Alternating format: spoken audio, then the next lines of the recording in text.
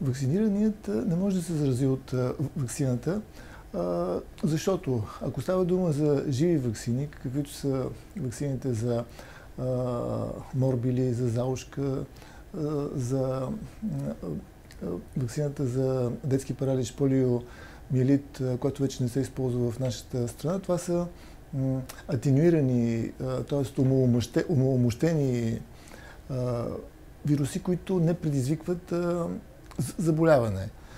При другия